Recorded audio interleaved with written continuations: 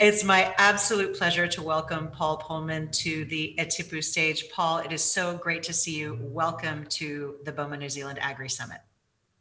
Well, thank you, Carla. It's an honor to be here, and what you do as BOMA is quite incredible. Paul, you talk so much about purpose. Why is purpose important? We're in the midst of probably one of the biggest shifts that we have seen in the history of humanity, and certainly it's going fast. And where purpose comes in, obviously, it gives you a different, a certain meaning, a beacon, or what Bill George calls a true north. And most people actually want to make a difference, want to have a bigger impact, want to leave this world in a better place, want to be part of something bigger than themselves. And this is obviously where purpose comes in. And it's clear that during these times when many of the issues have surfaced in society, that people that have that stronger beacon, that true north or that direction that we talked about, are better able to deal with these levels of uncertainty. And I'm sure there are a lot of people in the Tipu audience who are thinking, it's great to have a commitment to purpose when you've got the resources of a huge multinational organization behind you. I don't see how I could possibly afford to make any kind of investment in purpose. What would you say to them? And I guess more specifically, does purpose pay? Well, I would say purpose pays increasingly. It's never black and white, but this notion that there is a trade-off between purpose and profit is increasingly proven wrong. In fact, we looked at 1,000 companies in the Russell Index in the United States, and we found that companies that were run under a multi-stakeholder, longer-term platform, putting purpose at their core, were also the companies that actually were significantly more profitable versus their peers. And you see that happening in industry sectors as well. It motivates employees, it attracts the right people to work for you, it strengthens your relationships in your value chain, it makes you more innovative, and obviously, ultimately, that gets related into results. Companies that operate under a principle that is more than what you would call shareholder primacy, often are companies that are more resilient. And we've certainly seen that during COVID. We saw a clear bifurcation happening in the market. Companies that were run under this ESG, environmental, social governance principle, were actually companies that were performing better. And not surprisingly, we're also seeing the financial market starting to move into that direction. ESG funds by far have outperformed non-ESG funds, and the flow of money that went into it has never been so high. So I think the world has woken up. And the reason for that really is that many of these basic challenges that we see out there now of climate change, of food security, of poverty or inequality, of racial tension, if I may call it that way, have all come to the surface even more so than before. And people increasingly are realizing the enormous costs that we have, the cost to the social cohesion, the cost to society, but also the cost in the business models itself.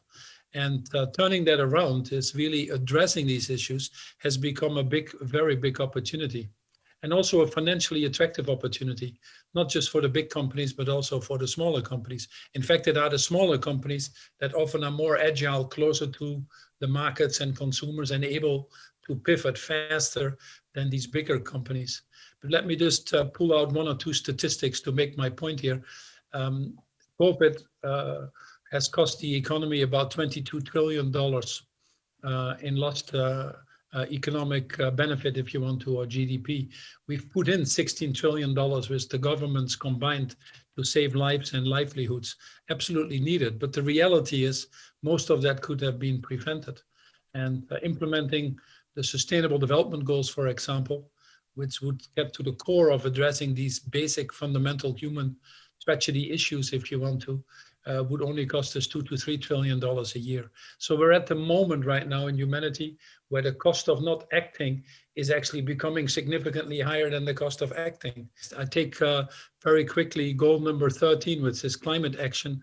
We're incurring $5 to $6 trillion a year already just on climate. Goal number 5, gender equality. By not giving equal rights, land rights, educational access, financing to women versus men, we're locking up $24 trillion. Goal number 16, peace and justice. With the conflict prevention and wars that we have in this world, we're spending $8 to $10 trillion on actually dealing with the adverse consequences that we should have avoided in the first place. And I've not even talked about COVID and the pandemics. So the SDGs are a really great framework because they're the roadmap, and more companies are actually orienting themselves towards the SDGs to find opportunities. COVID has really brought to life not only the interdependence between biodiversity, climate change, human health, racial dimension, and the economy, but it has also shown us that you cannot have healthy people on an unhealthy planet. And increasingly, we see governments now starting to understand that. We are starting to now see the 8 to 10 biggest governments, out of the 10 biggest governments, making net zero commitments on climate. Your government with Yassine is probably one of the most forward-thinking or progressive ones, actually embedding it into law and taking actions already, quite significant actions, short-term and not only the longer-term promises. But the world is starting to move. In Europe, you have the Green Deal, you have the farm to fork package, the biodiversity package. You see the US now putting significant money into regenerative farming. Nature-based solutions is coming on the agenda.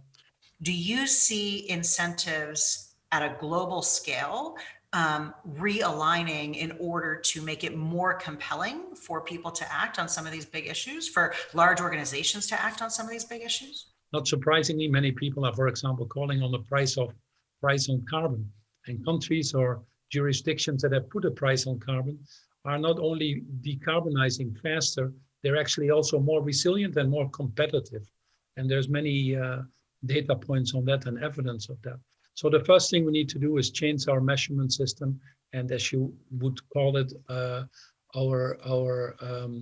what we measure as success. So these efforts are happening, but they're obviously slow, and this is why it is so important that we ask governments to make clear commitments in the coming decade, why we ask companies to make commitments that are earlier. Increasingly, we see this, but we certainly need to accelerate it still. One area that is under-prioritized, which is absolutely crucial and important also for your audience, is nature-based solutions. Our food system is broken from all dimensions. If you would come in from Mars, you'd think we are nuts. And our food system obviously permeates all the elements of the Sustainable Development Goals. We're keeping 900 million people in chronic hunger. We have 160 million kids stunted by not giving them enough nutrition. We waste 30 to 40% of the food. We cut down the lungs of this world, the forest, to produce it. 25% of global emissions is in our food chain.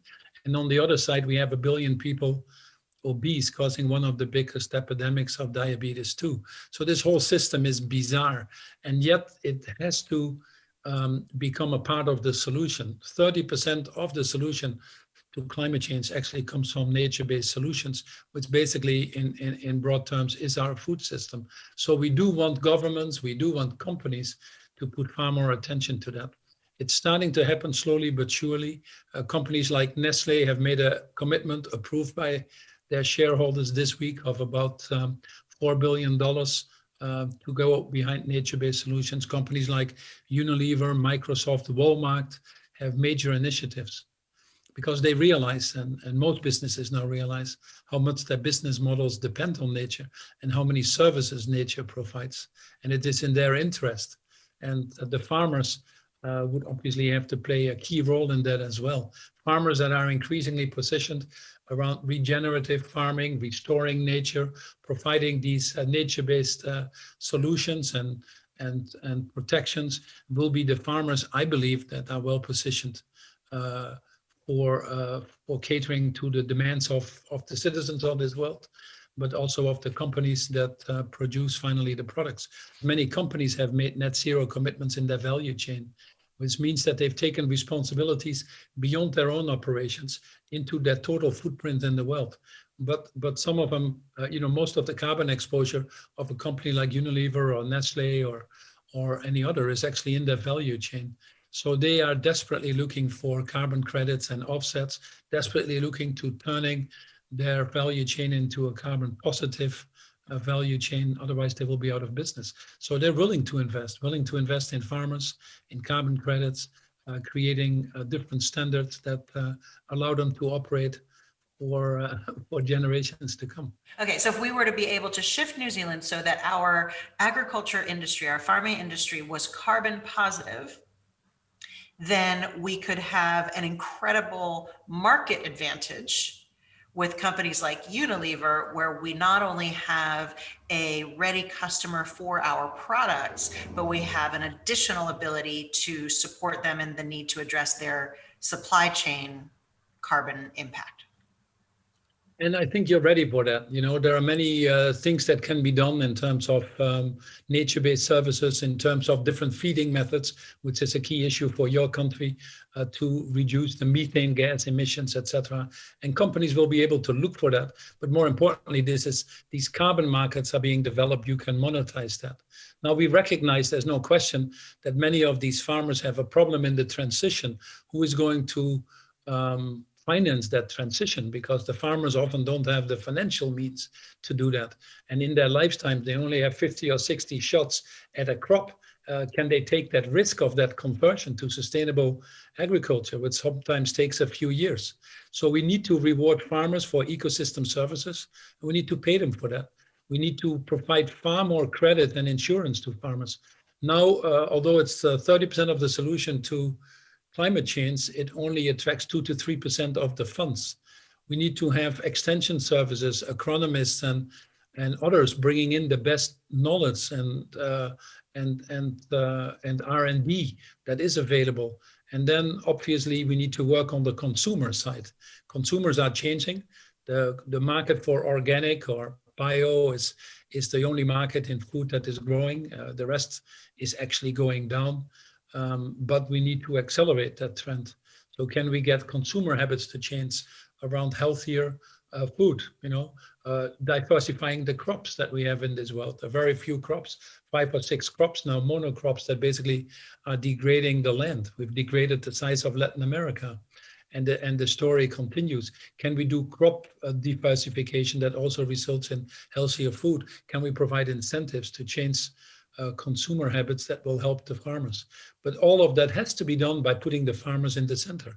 Most of the people that live in poverty in this world are smallholder monocrop farmers. They might not be in New Zealand, but there are an awful lot in the rest of the world. So if we don't change the way we farm, the way we reward farmers, the way we ask farmers to provide these incredible nature-based services, we will not even get close to implementing the Sustainable Development Goals or attacking even an issue like climate change itself. I'm going to take some questions from our audience. And this one is from Peter Renhilton, who is here in New Zealand. And he says, when you talk about the actions need to be taken by farmers, and specifically those smallholder farmers and growers in developing countries, what support can be provided to them? Is there movement happening to provide either the capital, the knowledge, or both for them to start to shift towards more sustainable, more regenerative practices?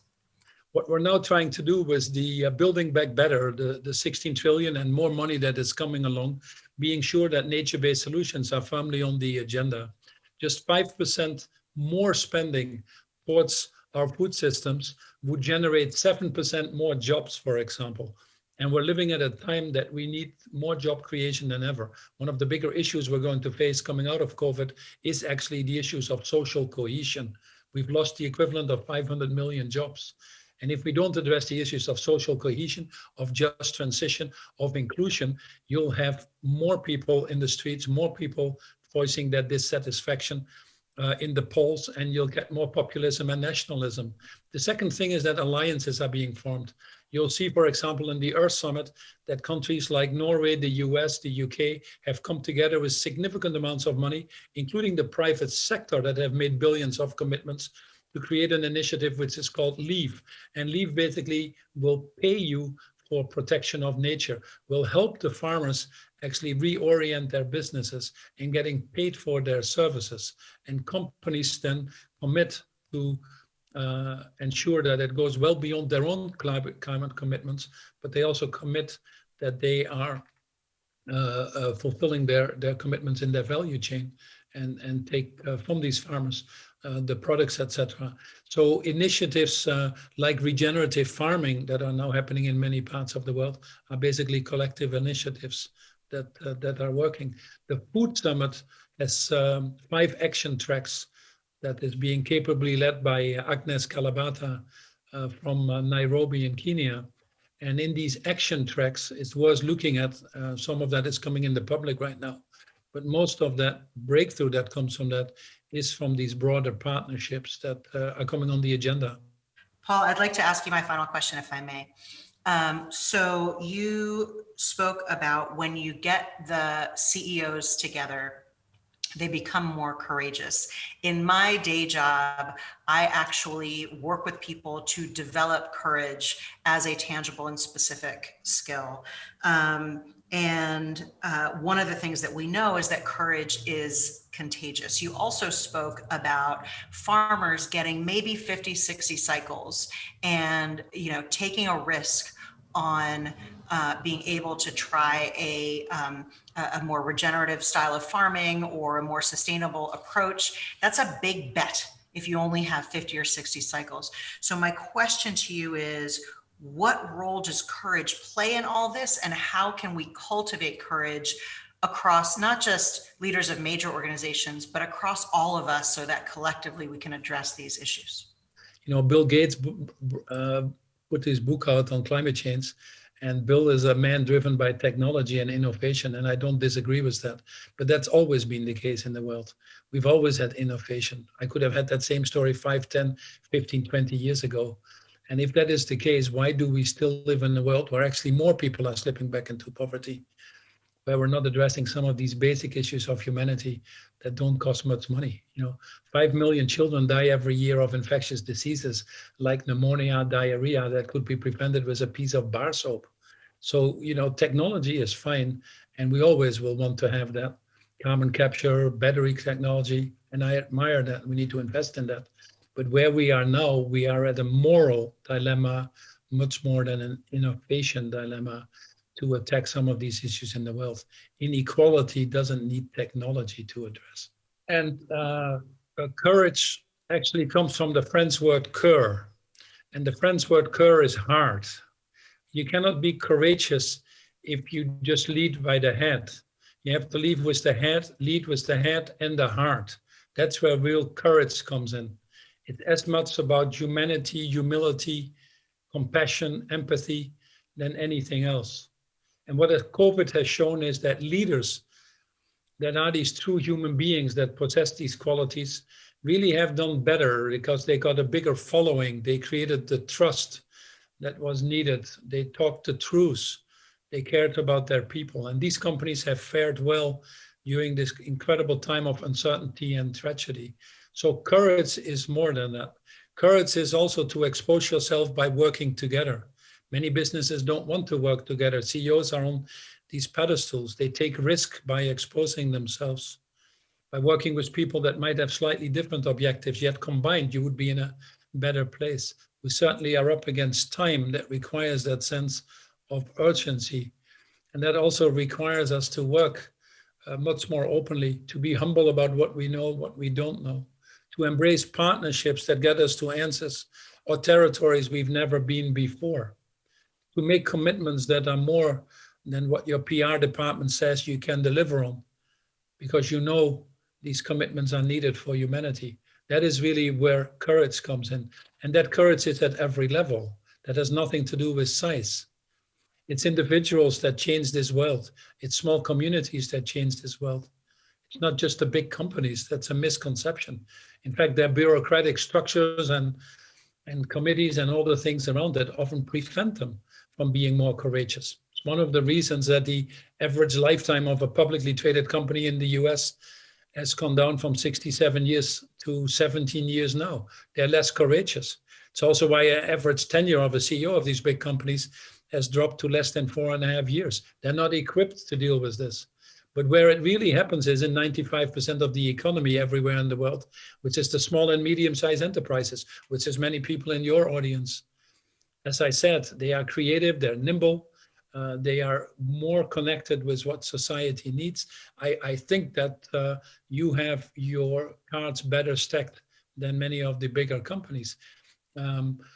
And solutions within reach, because you often don't need the entire systems to change to get to some of the things. For Nestle to get to regenerative agriculture, they have to change whole countries. Or, in Unilever, when I wanted sustainable vanilla, I had to change Madagascar.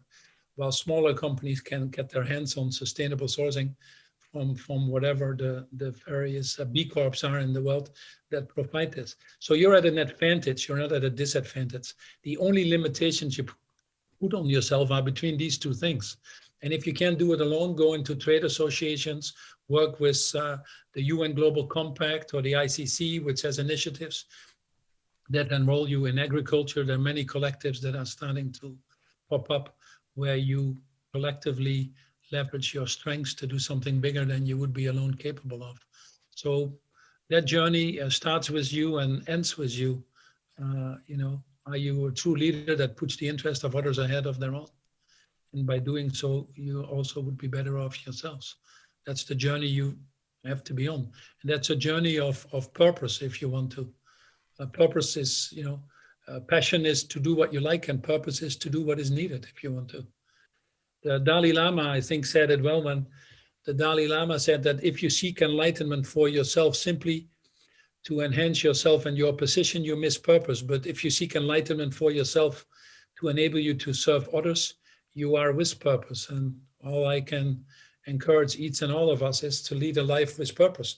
Most of the people that are on this call are very fortunate, despite the challenges that we have in our daily lives. But they're very fortunate. They're educated. They're probably financially more independent than many people in the world. They can live and work where they want to some extent. And, you belong to 5% of the world population that has that privilege. And it's basically you've won the lottery ticket of life by being born in a place that was right. Like I was born in the Netherlands. That's why I'm talking to you. But that's not the case for 95% of the world population. So if you belong to these 5%, I believe it's your duty, it's your obligation to put yourself to the service of the other 95%. Paul, I could talk to you for 100 hours. I know we are out of time. I can't tell you what a gift this has been. It's for me an absolute privilege and a pleasure to have this conversation with you. Thanks for the time and the opportunity. Thank you. Looking forward to connecting. Thank you so much. Have a great day.